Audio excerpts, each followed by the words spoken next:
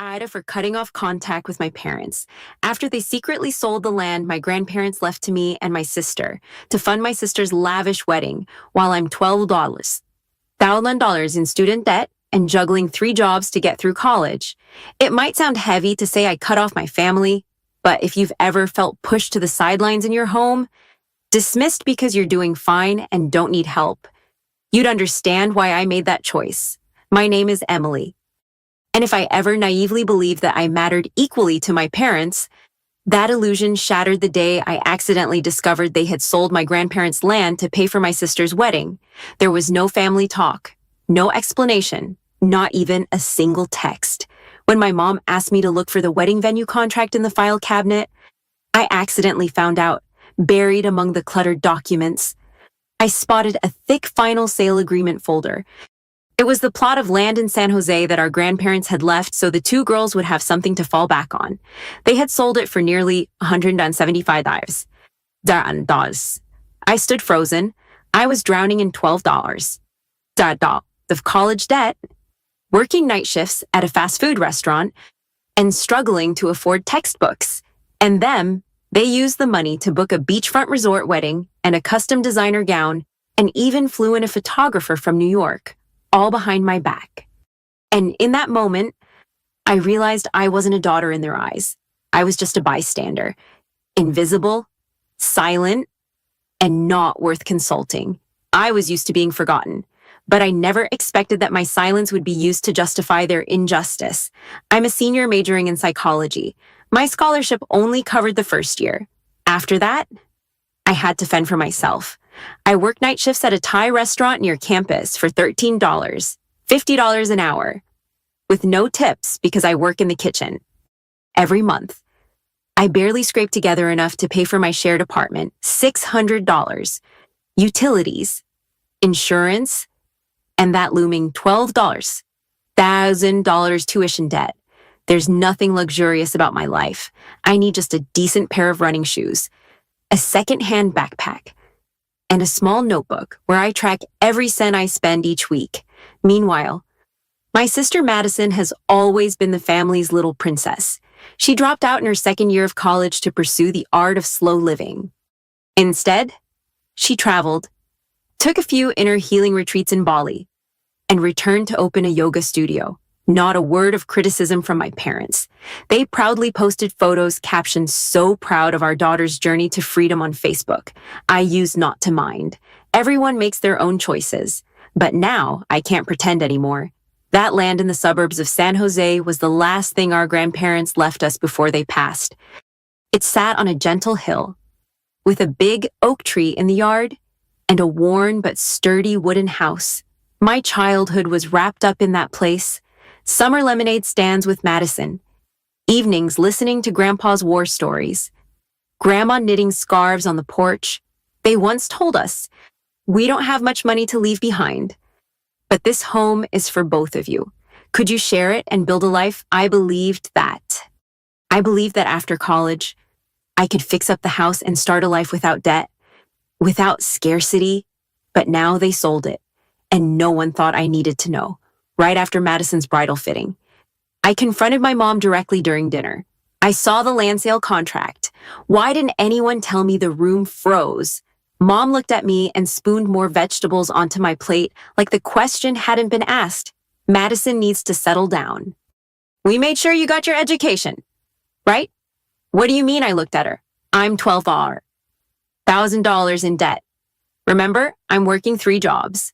And Madison, she hasn't contributed a dime to this household in 5 years. My dad put his chopsticks down. Don't make this a big deal." "Emily, it was just a reasonable financial decision. You're independent now. Your sister needed support." I let out a bitter laugh. Independent how? By working night shifts, eating instant noodles weekly, and drowning in tuition debt while she gets a $40,000 Malibu beach wedding. Madison furrowed her brow, clearly annoyed. Did I want them to sell the land? "You're always playing the victim. You blame me for everything?" I stood up. "It's not your fault. It's Mom and Dad's, because they decided one child deserved everything and the other was meant to be forgotten. My mom softened her tone. Emily, don't be like that. You're intelligent and independent. We believed you'd get through it. That line sounded like a compliment, but really, it was a slap in the face. They didn't help me because they believed I'd be okay. Not because I was strong, but because they had gotten used to assuming I'd always manage on my own, so they could pour every resource into the one they truly chose. A spare tire was always there, just in case. But it was never the first choice. I walked out of that dinner and didn't look back. I started sleeping less and working more. I picked up extra shifts at the campus library and sold old textbooks online to save every penny. My roommate sometimes asked why I was still up at 3 Emery Run, doing assignments. But I just smiled because I had no other option. And because now, I understood exactly where I stood. My family didn't need a daughter. They required a workhorse. I didn't go back home after that night. Not out of anger, just because I'd seen enough. In the days that followed, I stayed silent, no messages, no calls, but my parents started reaching out. The first message came from my mom. Sure, I know you're upset. Come home for dinner, I didn't reply. My dad sent a TikTok video about modern parents' sacrifices a day later. There was no caption, just the video itself. To remind me I was being ungrateful, I scoffed. Even now, they thought I was the problem. Then came the third message. More direct this time. Emily, after Madison gets married, she'll move out. We'll have more time for you then. I had to read it 3 times to make sure I wasn't hallucinating. More time for me. I didn't need time. I didn't need belated attention. I needed fairness. I needed to be treated like a part of this family, not an afterthought. That night, I video called my grandma, Dad's mom, the only family member who had always stood by me. You're not going back home, are you? She asked, her voice calm but not accusatory. I don't know. Grandma, they sold your land. No one told me. They used it to pay for Madison's wedding.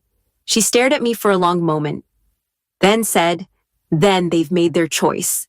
I nodded, feeling like the weight in my chest had just been validated. She didn't ask any more questions. She just said, live a whole life, and they'll have no choice but to look back. Don't let your heart turn to stone, Emily, but don't let anyone bury you under the soil of family either. 3 days later, I received one last invitation Saturday night. Farewell dinner for Madison before her honeymoon. Can you come? I hadn't planned to respond, but something in me, pride, clarity, or the need for closure, pushed me to go, not to have dinner, but to speak one last time while I could still do it calmly. Saturday night, I wore a long black coat, hair tied neatly. I arrived on time. The house was glowing with warm lights and the scent of expensive perfume. My parents had prepared grilled steak and fruit salad. The dinner table was set like a fine dining restaurant. With scented candles and California wine glasses, Madison wore a tight white dress, her face perfectly made up, looking at her. You'd never guess this was the same person whose $40 Zundupla wedding had been funded by family land. I sat down. No one said much at first. Only the soft clinking of silverware against porcelain. Then Mom spoke up. I'm glad you came. We shouldn't let little things divide the family. I looked up and straight into her eyes. Little things. Dad put down his knife. His voice heavier now. Emily, we just wanted what's best for both of you. You're already stable. Your sister needed more.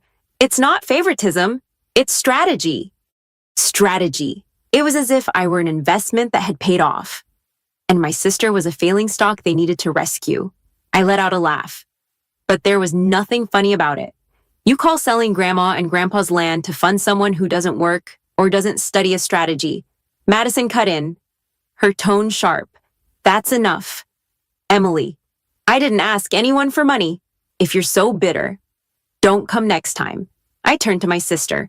You didn't ask, but you benefited. Silence. Everything paused for a beat. I set my fork down and leaned back in my chair.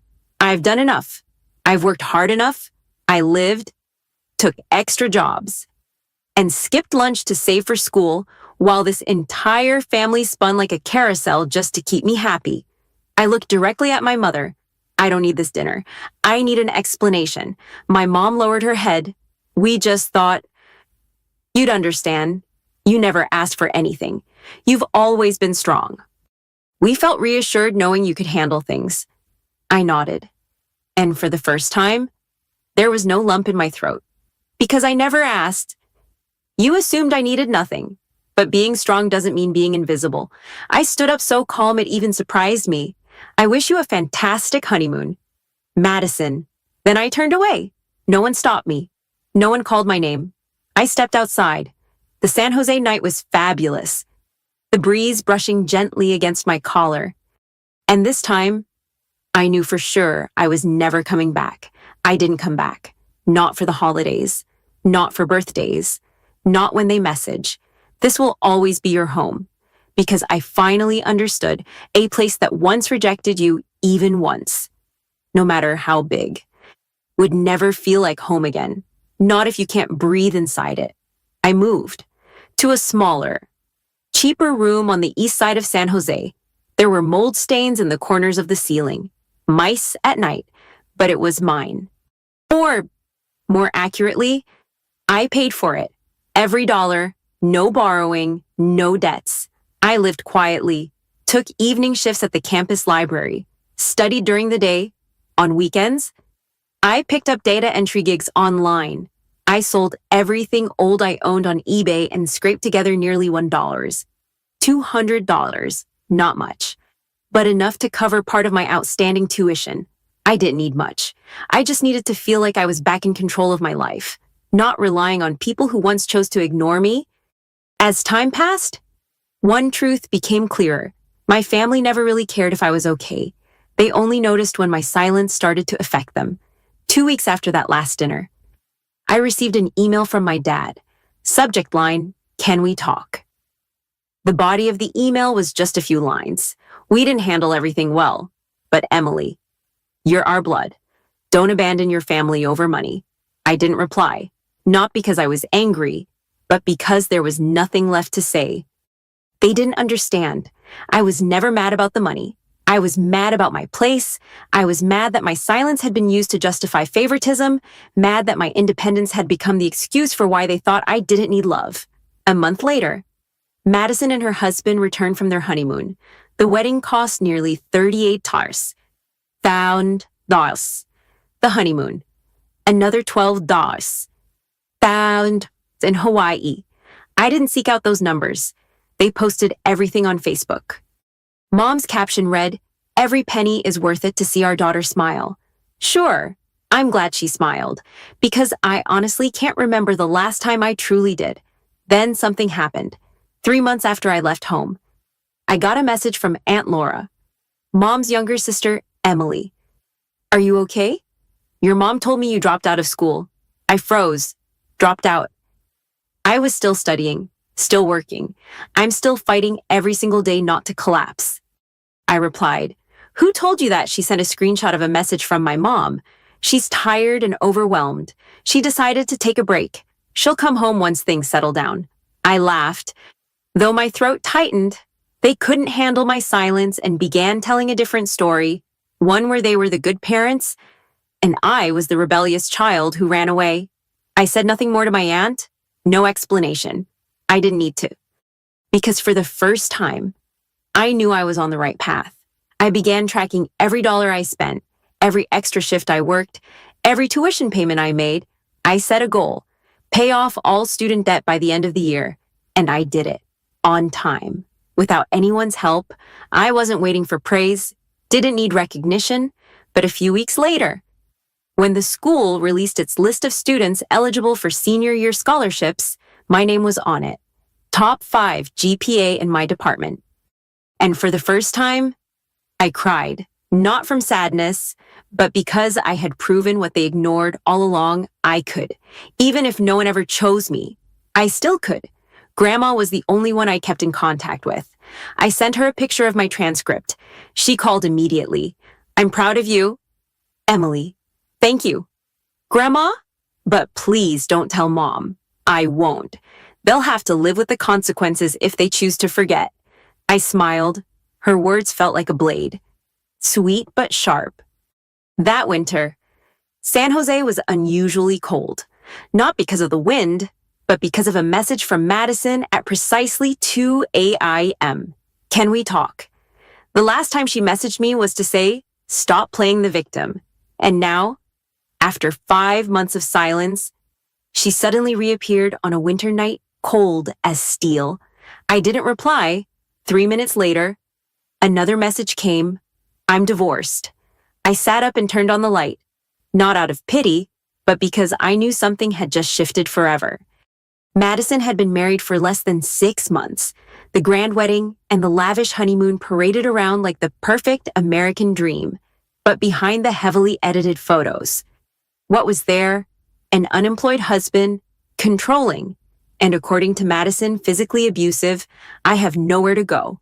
Mom and Dad are scrambling to pay off debt. Please don't tell anyone about this. At that moment, I felt a quiet irony press against my ribs. The one they poured everything into so she could fly now didn't know where to land. 3 days later, my mom texted me, no pleasantries, no soft words, just straight to the point. Like someone sending an invoice, Emily. Can you come home to talk? We need your help with a few things. I stayed silent. An hour later, another message. Your sister just came back. Things aren't good. The family's under a lot of stress. Then, we know we've made mistakes with you. But you're still our daughter. Blood is blood. I read every word, not blinking, not because I was moved, but because I had waited for these words for so long. And now, they held no weight. I didn't go home, but I called Grandma. I already know. She said, that house is like a beehive that's just been smashed. I figured, are you going back? No. Good. Don't rush. If someone chooses the storm, they'd better learn how to find shelter. I loved Grandma because she never used blood as currency to manipulate. She was the only one in my family who understood that love isn't automatic. It has to be built and protected. 2 weeks later, I received an email from school. Good news, I'd officially been accepted into the school psychology internship program for the Santa Clara district with a $1, $500 month stipend. It was enough for me to move into a smaller but quieter apartment near campus and finally quit the night shift. As I was packing, another call came. This time from my dad. I didn't pick up. He left a voicemail. Emily, I know you don't want to hear this, but I have to say it. We're in trouble. We can't keep up with the mortgage. Madison's falling apart. And your mom cries all day. I'm not asking for anything, just come home and sit with us. Just once. I froze, not from guilt, but because I realized everything had flipped. They used to have it all. They used to believe I'd always be there, a silent figure in the family ledger. But now, every resource was gone. And for the first time, they looked to me not out of love, but because they had no one left. That evening, Madison sent one more message longer this time. I'm sorry, Emily. I used to think you were strong because you didn't need anyone. But now I see being too strong makes people believe you don't need love. I reached the final line. My heart clenched. If you can't forgive me, I understand, but please, talk to Mom. She's not okay. I still didn't reply, but I knew one more step, and I'd have to face them. And this time, not as the abandoned daughter, but the one holding the power. The next morning, I returned to the old house. The wooden door was the same, but the Andersons' nameplate was peeling. My mom opened the door. No makeup, hair messy. Her face was swollen from crying. She hugged me. I stood still, didn't hug back. She let go of understanding. I stepped inside. The house was dark. No scented candles, no jazz music. Just Madison curled up in the corner of the couch, hugging a pillow. Her eyes exhausted. No one spoke for 2 minutes. Then my dad came out and said directly, "We're sorry. We were wrong. Not just about the land, but for making you believe you didn't need to be cared for." I looked at him. It's not something I believed. It's what your actions showed me. Silence. I sat down and exhaled. My voice stayed calm, I know the family is in trouble. I get that. But don't call me back as some bailout. I'm not this household's life insurance policy. No one argued. No one denied it. I continued. I'm willing to help. But not with money. I'll help by resetting boundaries. Clear ones, fair ones, and no more roles to play. I had returned. But I wasn't the same person. Not the Emily who sat quietly through weak explanations. Not Emily, who was always independent. So much so that she was treated as someone who didn't need love. I returned as an adult not to forgive, but to rewrite the rules. And the first rule was, no one gets to expect me to save this family anymore.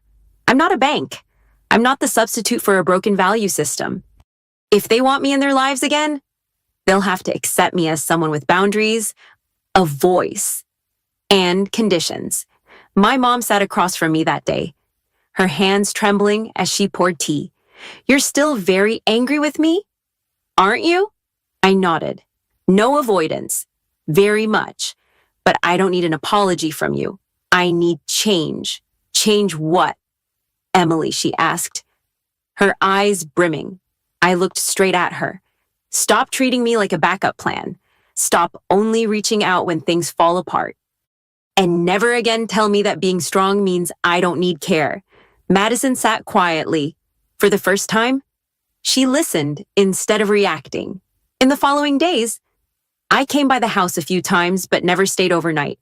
I helped Mom reorganize financial documents, advised Dad on how to apply for a mortgage deferral, helped Madison find a pro bono divorce attorney through a city-sponsored legal aid program, but I always left before 9 p.m. I didn't want to be pulled back into the old cycle where people only acted during a crisis and forgot what mattered once the dust settled. Every time I left, Grandma would call, "Are you okay? Do you feel like you're being pulled back in?" I always answered honestly, "I'm okay, but I'm keeping my distance, and more than ever, I feel this. I'm no longer just a shadow in that house." A week later, my parents invited me to dinner. Just the three of us. No Madison. I agreed. With one condition, we don't talk about money. They nodded. We ate at a modest restaurant. It was nothing fancy. And there was no showmanship. Midway through the meal, my dad placed a slim envelope on the table. "These are your grandparents' IDs. Inside's also a photo of you at 8. At the old house. We kept it. But it's time you have it." I opened it. The photo edges were worn. But I remembered it clearly. I was running across the hill, laughing, hair flying. Grandpa stood in the background, holding a glass of lemonade. Suddenly, my throat tightened. I had forgotten that there was once a time when I was loved. The love hadn't lasted into the present, but the memory had. After dinner, my mom spoke gently. "Next week is Grandma's memorial. If you'd like, we could visit the cemetery together." I hesitated, then nodded. A quiet twist came on the day of the memorial. We arrived early in the morning. A soft breeze. The faint scent of lavender in the air. I brought a bouquet of lavender, Grandma's favorite flower. As I laid the bouquet down, I saw my mom discreetly place a small box by the headstone. I was curious, picked it up. She gave a slight nod. I opened it.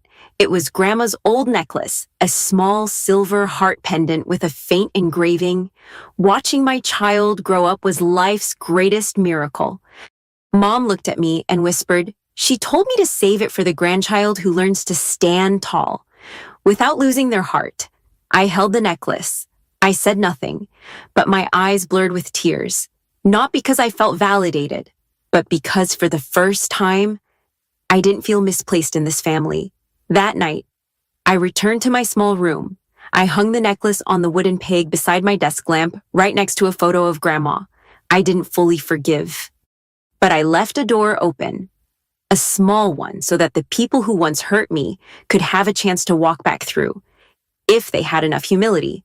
And that's the most significant difference between who I used to be and who I am now. I never returned to the cemetery after that day, not because I forgot, but because I didn't want to turn emotion into ritual. That visit felt like a period, not to end the sentence, but to separate the past from the choices I'm making now. From that day forward, I was no longer the silently self-sacrificing daughter, nor the voiceless outsider. It was Emily, someone living her own life, someone with boundaries, and if anyone, whether parents, sister, or family, crossed those boundaries, I wouldn't hesitate to walk away again. I graduated that June. There was no sign of my family in the audience, no garlands, no cheers, no lavender bouquet. My grandmother, sitting in the third row, clapped softly but steadily when my name was called. "You did it," she said after the ceremony. Her eyes blurry with tears. I nodded, squeezing her hand gently. I did it without needing anyone's permission to exist. I took a job at a small high school south of San Francisco. The starting pay wasn't high, but it was stable. I rented a studio apartment near campus and bought my desk decorated with paintings I liked for the first time. No one told me to look cuter or try not to be so cold. I was no longer a shadow in a house overloaded with expectations. I was a person, whole and complete. Madison reached out again, cautious, slow, no longer self-righteous. She sent me photos of meditation art she was selling online. One time, I saw her post a thank you note. "To the one who taught me about boundaries and growing up." No tag, no name. But I knew. I didn't respond. But I didn't block her either. Some relationships don't need to return, just knowing that if they do, we're no longer the same person. Which is enough. My parents moved to a quieter suburb, sold their car, paid off most of the remaining mortgage debt. They sent me a short email. "Thank you for all the help. We won't ask for more. We hope that you won't completely erase us one day if your heart is wide enough." I didn't reply right away. A few weeks later, I wrote back briefly, "I haven't erased you, but I'm learning how to keep a healthy distance. I hope you are." 2. There was no reply. And I think maybe that was the kindest response they could offer right now, respecting the silence instead of trying to break it with a late apology. My life now isn't perfect. There are still nights I come home late, with an aching back and a tired soul. Sometimes I feel so alone. I want someone to call my name in a soft voice, but the most significant difference is I no longer feel invisible. I exist day by day through the choices I make for myself. Lately, I've started journaling again, not to vent, but to remember. I once tried posting a story on Reddit anonymously, without any names. It was just a way to unload it all and leave a question in the hands of strangers. I had quietly carried it for years. AITA. Am I the asshole? Am I wrong for cutting off my parents after finding out they secretly sold my grandparents' land to pay for my sister's wedding?